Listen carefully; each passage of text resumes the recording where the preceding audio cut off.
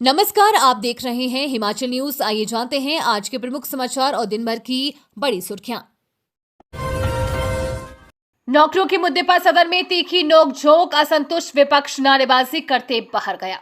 हिमाचल प्रदेश विधानसभा monsoon सत्र के तीसरे दिन भी सदन में हंगामा हुआ। प्रश्नकाल के दौरान सत्ता पक्ष व विपक्ष में जॉब ट्रेनिंग पॉलिसी व बेरोजगारी के मुद्दे को लेकर तीखी नोकझोंक हुई। प्रदेश में नौकरियों के मुद्दे पर मुख्यमंत्री सुखविंदर सिंह सुक्खू के जवाब से असंतुष्ट विपक्ष के सदस्य नारेबाजी करते हुए सदन से बाहर चले गए। प्रश्नकाल के दौरान भाजपा की ओर से वर्तमान सरकार के कार्यकाल में दी गई नौकरियों का हिसाब मांगा गया। नेता विपक्ष जयराम ठाकुर और विधायक विक्रम सिंह ठाकुर ने कहा कि कांग्रेस ने अपने चुनावी घोषणा पत्र में 1 साल में 1 लाख और 5 साल में 5 लाख नौकरियां देने का वादा किया था। उन्होंने कहा कि कांग्रेस ने झूठी गारंटी देकर प्रदेश की जनता को गुमराह किया है। विपक्ष के सवालों का जब मुख्यमंत्री जवाब देने लगे और एक एक कर नौकरियां गिनाने लगे तो विपक्ष ने कहा कि झूठे आंकड़े पेश किया जा रहे हैं। इस दौरान सत्ता और विपक्ष के बीच नोकझोंक हुई। इसके बाद विरोध स्वरूप भाजपा के विधायक नारेबाजी करते हुए सदन से बाहर चले गए।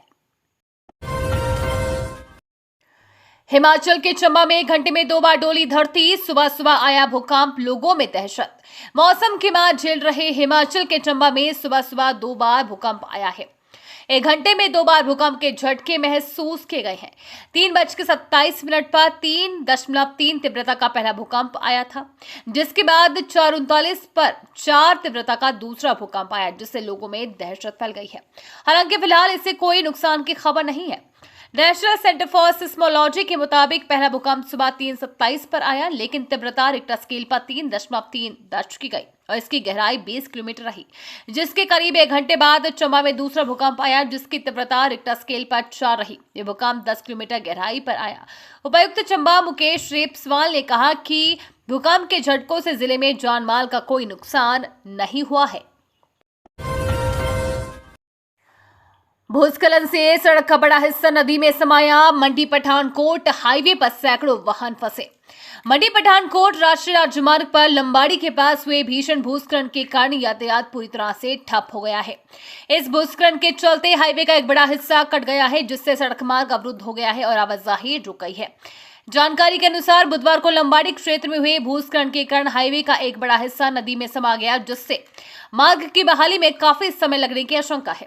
वहीं घटना की सूचना मिलते ही स्थानीय प्रशासन तुरंत मौके पर पहुंच गया है। एडीएम मदन कुमार ने स्वयं मोर्चा संभाला है और राहत तथा बचाव कार्यों का जायजा ले रहे हैं। सड़क को साफ करने और मार्ग को फिर से खोलने के प्रयास युद्ध स्तर पर जारी है, लेकिन भूस्खलन की गंभीरता को देखते हुए इसमें कई घंटे या उससे अधिक समय लग सकता है। हिमाचल वाले सावधान, बढ़ता जा रहा है डेंगू का प्रकोप। इन लक्षणों पर दे ध्यान। हिमाचल प्रदेश में डेंगू का प्रकोप साल दर साल बढ़ता जा रहा है, जो अब एक गंभीर चिंता का विषय बन गया है। स्वास्थ्य विभाग के आंकड़ों के अनुसार 2022 में जहां डेंगू के लगभग 2100 मामले दर्ज किए गए थे, वहीं 2024 में यह संख्या बढ़कर 3359 तक पहुंच गई है। यह वृद्धि लगभग 60% है, जो दर्शाता है कि स्थिति कितनी तेजी से बिगड़ रही है। ऊंचाई वाले क्षेत्रों में भी फैल रहा है संक्रमण। पहले डेंगू के मामले मुख्य रूप से मैदानी जिलों जैसे ऊना, सोलन और कांगड़ा तक ही सीमित थे, लेकिन अब शिमला और कुल्लू जैसे ऊंचे ठंडे इलाकों में भी बड़ी संख्या में मामले सामने आ रहे हैं। इस बदलाव के पीछे का सबसे बड़ा कारण जलवायु परिवर्तन है। एमबीबीएस में फर्जी दस्तावेजों से एडमिशन की कोशिश, कॉलेज प्रिंसिपल ने पुलिस को सौंपा मामला। हिमाचल प्रदेश के कांगड़ा जिला में स्थित doctor Rajendra Prasad medical college एवं अस्पताल टांडा में एक चौंकाने वाला मामला सामने आया है, जहां एक छात्रा पर एमबीबीएस में फर्जी दस्तावेजों के जरिए दाखिला लेने का आरोप लगा है। जब कॉलेज प्रशासन ने उसके कागजात की जांच की तो पता चला कि छात्रा ने जाली दस्तावेज जमा किए हैं। इसके बाद कॉलेज ने इस मामले को पुलिस के हवाले कर दिया है। ये मामला तब सामने आया जब एक छात्रा ने काउंसलिंग के दौरान एमबीबीएस में दाखिले के लिए आवेदन किया।